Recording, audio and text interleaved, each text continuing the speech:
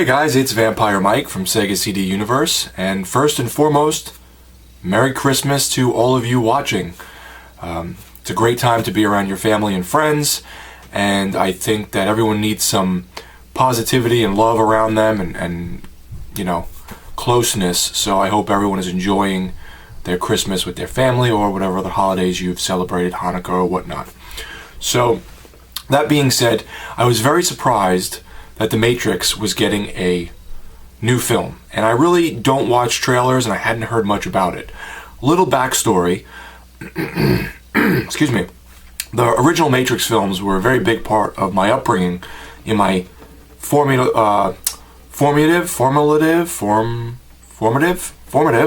teenage years. I loved the first movie. My friend Jordan and I used to watch The Matrix and Johnny Mnemonic and Cyberpunk stuff. The sequels came out, and I think it was the third film. I went to see it with my friend Mike, and Mike bailed on me. I told this story before, so I went to see The Matrix by myself with a big pound of Swedish fish and gummy worms and Sour Patch Kids, and just pretty much ate all this food and turned into cornholio, and sat there watching The Matrix Revolutions, I believe was the last one, right? It was Matrix, Matrix Reloaded, Matrix Revolution. So now, I didn't play the MMO, I did play the Xbox games, Path of Neo and Enter the Matrix. Those were pretty good, I enjoyed them. So, Resurrections is now all over the place on HBO and in theaters as well. I was able to watch half of it last night and half of it this morning. It's 2.5 hours. So, I don't like to speak negatively on this channel or sound like a downer or one of those people that just shits on everything. But most of the things about this movie I didn't like. So, let me start by saying, again, I love the characters, I love the universe, I think it's interesting. I'm not going to spoil anything. I may just touch upon a little bit of the beginning or a little bit of the plot, but nothing much. I liked the story. I thought the story was interesting. Deep-rooted in the Matrix films, all of them, there's a love story behind the movies. It's Keanu Reeves and Carrie-Anne Moss, Trinity and Neo. And that's still the case. I was very happy to see that Neo wasn't replaced, that it wasn't some new cast of characters, sort of, that just took over and that Neo was some kind of backstory character. I'm glad that he was still the focal point, being Neo and Keanu Reeves. That being said, they replaced two very important characters in the series that had a lot of gravitas, that when they're on the screen they command attention, that they made them powerful. In this film, they were horrible. The actors they picked came off as side characters, very boring, nothing stood out about them. They seemed extremely bland.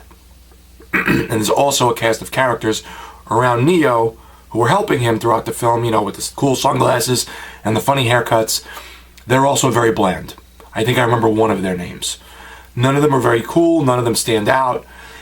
In the original Matrix films, it felt like each character was like a superhero. That's not this. So, the main plot of the story is Neo is back. You don't know right away. Well, it's not Neo, it's Thomas Anderson. Mr. Anderson. You don't know why he's back. And you don't understand what's happening to him, but the story unfolds.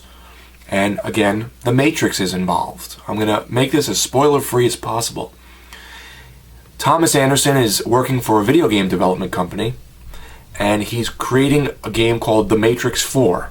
So there's a lot of like third wall breaking kind of jokes and stuff with that thing, and stuff starts happening to him.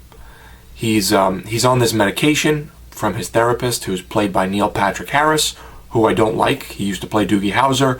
I found that over the years, he comes off as a very annoying and soft character, and I don't think he can. Another person that cannot really command a lot of attention or seem grand. He comes off as very small to me in his roles. So, that being said, he's developing these video games, Thomas Anderson, you know, Neo, Keanu Reeves, and things start to happen. He stops taking his medication, which ties into the pills from the other films, and he starts to see things and talk to certain people and realize what's going on. And it's interesting. I think this, but the problem with it being interesting is it's 2.5 hours. And it's still a love story. So that's at the crux of the film, is it's a love story, but it's long. And there was just drawn out sequences, very throwaway fight scenes that I don't remember much, where in the original films you're like, oh, remember when he was in that subway? Oh, remember when he was behind those columns and the columns were breaking? Remember when those albino guys with the dreads were on top of the cars and chasing them and stuff? I don't remember anything really from this film in terms of like, wow, this was a really cool fight sequence. The only thing I do remember in terms of a fight sequence is there's an old character from, I think it was the second and third film, that makes a cameo sort of appearance, and that was cool. They do have a couple throwback things. If you look in the backgrounds or on signs, you'll see names and signs that reference things. At the beginning of the film, one of the main characters goes into a key maker shop, and there's keys everywhere, so it's a reference to the key maker from the original films. So there are some cool throw-ins and throwbacks, or whatever you want to call them, tie-ins, I should say. But for the most part, 2.5 hours was way too long. This could have been an hour and a half, maybe an hour and 45. They make Keanu Reeves initially come off as a weakling. I didn't like that. They make a lot of the characters around him really boring, and I didn't have much of a use for them. Neil Patrick Harris is pretty dominant in the film, and I think he's just bland. When you get older, right, I'm not trying to preach, this is just how it is. The older you get, the softer you become. The calmer you become. Hopefully you mellow out a bit. They always say, oh, my dad used to be a badass. He used to get into fights all the time and do this and do that. But then he softened up as he got older. Well, I can attest to that. I've never been a badass or some kind of tough guy, but the older you get like a little more mature, you calm down, you try not to, you don't have piss and vinegar. You know, all these metal bands that I probably listen to, that you listen to, that are crazy out of the gate, and then 20 years down the road, they're playing love ballads. That's kind of the idea. This movie series always felt very large. The characters felt large and crazy and over the top, and they would fight, and it was like two superheroes clashing. This doesn't feel like that. This feels very kind of meandering, almost like a background story with this stuff tied in. It just didn't do it for me. It was okay. There was too many negatives for me to say I really like it, but I don't hate it. It was just very The other thing is, and I don't know how much of this contributes to my feelings on the film or the film itself, the original series was created by the Wachowskis.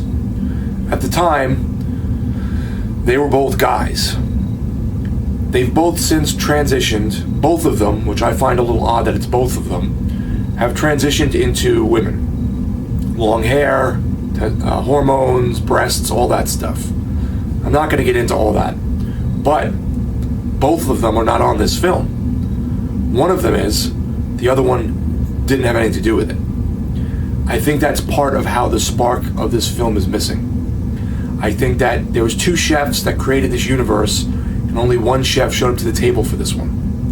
And I think that really changed the tone of the film, and maybe the other Wachowski was the one who made everything grander and bigger and crazy. Secondarily, you soften up with age.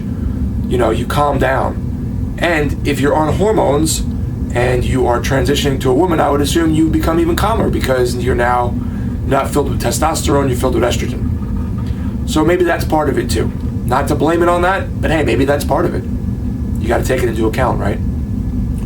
So overall, I thought The Matrix Resurrections was, and it's plural, resurrections, not resurrection, and that there's a reason for that, but I thought it was lower tier to okay. If you didn't see these films in the past and connect to them and love the characters and love the story, you will not care about this at all. If you grew up with the movies like me, you'll find some cool little things and nuances and characters or throwbacks, but it's just not there. It doesn't have that same feeling. This movie feels unnecessary. I appreciate that they got some people back. I appreciate Keanu Reeves is still the focal point. Jada Pinkett Smith is in it, but she's very old in the movie now, and old lady-ish.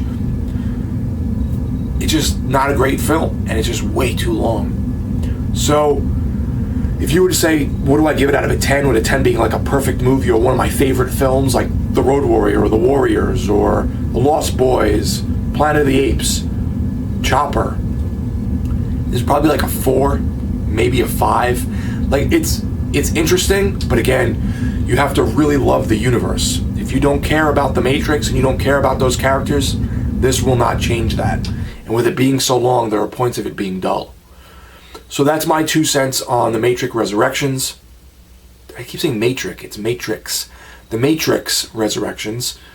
I really don't feel like it was necessary. It had some interesting ideas, some good concepts, and a cool story, but it really wasn't needed. So, let me know, guys. This movie seems very split. There's people that love it, that think it's a great return to form, and others that think like me. So let me know what you guys think if you've seen it, or if you're going to see it, if you're excited. Leave a comment down below. Thank you guys for watching. It's Vampire Mike from Sega CD Universe. Be good.